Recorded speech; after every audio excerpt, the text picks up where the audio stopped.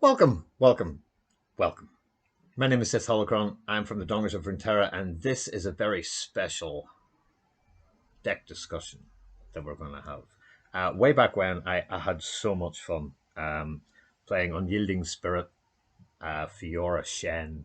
Loved it. Then the nerf happened. It got dumped. Then the Will of Ionian nerf happened, and it came back. But now Shen seems to be with Lulu more than anything else, and I'm kind of thinking, well, I miss Fiora, and I don't really want to play Unyielding Spirit. What could we do? And then Riot gave us the new expansion, and oh, I'm delighted to say that I think I've got a deck here that does stupidly well. Uh, Welcome to Taric Fiora, because Taric is I hadn't actually found a good position for him or a good partner, but then if you've got the right spells and you pop them onto him, and then he supports Fiora, and you don't put out Fiora early, like I did in the first couple of games that I was testing around with other things, because Fiora can just explode, and that's just not good at all. The fact that it's oh my lord, um, it's this deck is A tier easily. This is an easy tier one deck. If you want to ramp, you take this code and please play it. It is so much fun. It's diabolical. It's diabolically fun how you just see things explode and go kapoosh, and it's got legs. It's got everything you want in a deck. There you go. It has everything that you want in a deck. We've 17 cards from Demacia, 23 from Targon, and we'll go through it as we always do from top to bottom. The gift giver is fantastic, as for 1 mana you get a 1/2 unit that gives you one of those straight away. Just heal an ally one and grant it +1. Fantastic to put onto Taric or Fiora. Really kind of good indeed. So withholding the gem, pretty damn decent when you get a Taric down on the board. Don't waste it on something else. It's not really worth the time and the effort. But that is your only one drop. So if you don't get it, don't hard mull for it. I would much rather hard mull, if you want the truth. Get a Fiora, get a Taric, put the Taric down, make sure you've got something spell-wise to put onto him, and then have another one for when you drop down Fiora, and off you go. And that's pretty much it. So the gift giver, there you go, gives you the gem. This is a fantastic little card. Heal an ally or your Nexus 2 and then draw 1. It's neither Nightfall or anything, it's just a burst spell, which is amazing. Cost 2, pretty damn cheap. But if you drop this on the Taric, he re-heal. And then if Fiora's got 1 taken off her for some strange sort of reason, then that's fine too. But you don't even need Fiora. Taric can win this on his own. I mean, Taric, to be completely honest, is the main way this deck wins. So that's pretty kind of groovy. But we have got things to help out with. So the only time you would give Taric a gem is if you've got this to actually get the Nightfall and grant her the elusive. She's rapidly becoming my favourite follower from Targon. I love elusive units. That's just my thing. I have loved elusive units. Can you imagine putting something like her down and then giving it standalone, and then putting standalone onto this deck? Gets so massive so quickly, it is terrifying. So she is brilliant. Just make sure she gets her elusive. Drop down, as I say, the petal. Drop the petal dust. The gem in. That's going to be your second card. Drop the Shade Stalker, and then you're starting to good to go. And don't block with it. Just don't block with it. Make sure you've got a Taric and don't block. Pale Cascade. The boys at the Twin Sons podcast love this. So do I, because there's nothing not to like about it. Give an ally 2/1 this round. Perfect to put on the Taric. You don't need the Nightfall. You just want him to have a 2/1, because whoever he's supporting now also gets the 2/1, which is fantastic, because the Shade Stealer, for instance, has now become, a 4/4. That's pretty good. Elusive 4/4. That's even better. Fantastico. Single combats to get you out of tricky situations, and really good to kind of use on the gift giver, because pretty special in every sort of way going. You can just take off the unit that may be stopping your elusive thing getting through. Tons of different variations, but Demacia, 3 of 100%, go for it. So let's go down through the list. There is our wonderful Fiora. Now, if you're brand new to this game, you won't know what this girl does. And the first time I played her, I had absolutely no idea. Once it's killed 2 enemies, she levels up, which is okay. But then if she kills 2 more and has survived, you win the game. End of. And it's like, oh, that's, oh, all right then. So, not great, but really good for us. Can you imagine her being done with Taric? You know, give me and my supported ally tough this round. Copy the last spell you cast on it onto that ally. And then, when he levels up, my supported ally and I can't take damage or die this round. That's your unyielding spirit, which is why it's not in the deck at all. You don't need it. All you've got to do is target our support ally 7 times, and that is pretty easy to do in this deck. And then just literally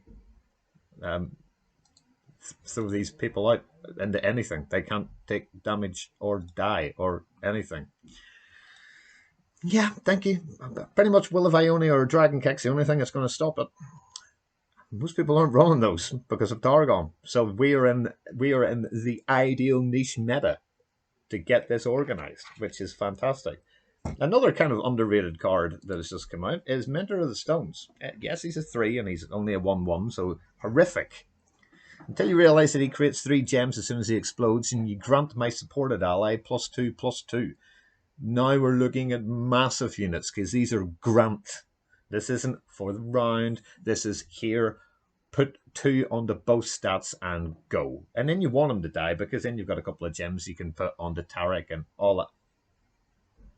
The world is now your oyster. And for 3, really decent, as is the Zenith Blade, that not only costs 3, not only does it give it +1/+2, but you can, don't forget the Overwhelm, because the Overwhelm is kind of important too, and then Daybreak, because, you know, play that first, it'll actually redraw the same card again, which is just awful for your opponent, but not for us. Because for us, it's fantastico. That's what we're after. Things that go woomph, boom, throw things out, die. That's pretty good.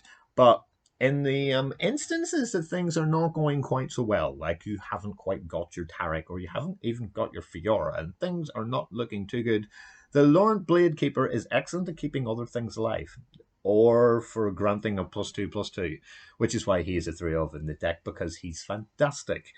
Can you imagine putting that onto Fiora? Now she's a 5/5 permanently. That's absolute madness that that card exists. It's one of the better cards in Demacia and has now went into most Demacian decks that are playing things like Bannermen and all that kind of stuff. Yeah, put that onto Garen, all of a sudden now he's a 7/7. He hasn't even leveled up yet. Yeah, this guy can get decks to go out of control. Standalone, I've put back into the meta. If this deck takes off, congratulations. This is brilliant. If you've one ally, grant it 3/3 and it's burst. It can't be stopped, it's just done. Now your Fiora, if she's the only person you have, if you can play her out and you've lost everything and it is now, say, round 4, you can drop Fiora for 3 and stand alone and make it a 6/6. And then anytime Taric kind of comes out afterwards, you are elected. There are so many good things in here that you can do. You can put this on, and then you can Zenith Blade it, or you can Pale Cascade it, because that's a burst, which for the run would make her 5/4. So there's not going to be too many things. Even if you're getting Culling Struck, you're not, because now you've got 5. If people are going to grasp you for 3, well, now you've already got 4. She's still alive. Pale Cascade, one of the most, has so much utility and versatility in defense and in attack. That's why that's in there. It's too good not to be. And then you get things like, your Guiding Touch to completely heal your ally back again. So you go back to 6. Unbelievable. Taric, obviously, giving you tough, stupidly good. And then I thought shall we? Shall we really take the Mickey? Yeah, let's take the Mickey and let's grant an ally 3/3, which is just ridiculous. Like, that's ridiculous. If you now put this onto Taric, Taric is now a 5/7, granting the other one 3/3. If she's already been stood alone in the 6/6, she's now 9/9. Fiora ain't ever dying. Fiora just isn't ever dying at all in this deck. Just keep her safe until you know you can go to town with Taric. Redouble Valor, fully heal an ally, and then double its power and health. I mean, are you kidding? What? You know, I've had Taric at like 1824 in some of my games, which is just, you know, no, no. And I'd already put like the Zenith Blade on him, so now I had Overwhelm as well. Taric can win the game as easily, if not more easily, than Fiora can. But everyone's going to go for Fiora because she's Fiora. I mean, you want this girl dead.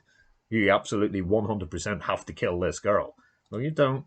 All of this on the Taric, anything. The Blade Keeper, the Lunari Shade Stealer. There's not an awful lot of units. We only have 17. And an awful lot more spells. So there are things that we can use. And then finally, the ultimate killer for Fiora. A battling ally, if she's buffed up and you've got the 8 left, good night, you win instantly.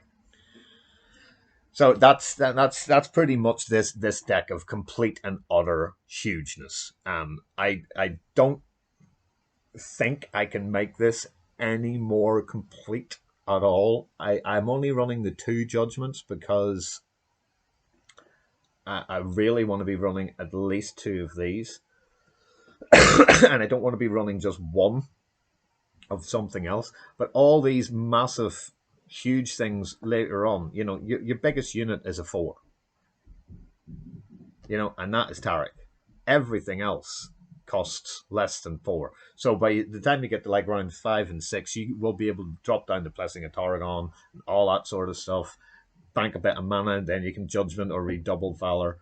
It is just such an amazingly fun deck to play. It's. I really think this is a tier 1 deck. I really do. And then we've got, obviously, in our emotes, we have both of them right there, which is kind of good. So I'm going to share this to put it into the pinned comments underneath, and a freebie to come and join us at the Dongers of Runeterra Discord, where we play a whole load of stuff and talk non-stop about, well, everything in the world and Runeterra. So my name is Sitholicon. I hope you enjoyed the video. Like and subscribe. It makes a heck of a difference. Thank you very much indeed for watching, and until the next time, Dongers out.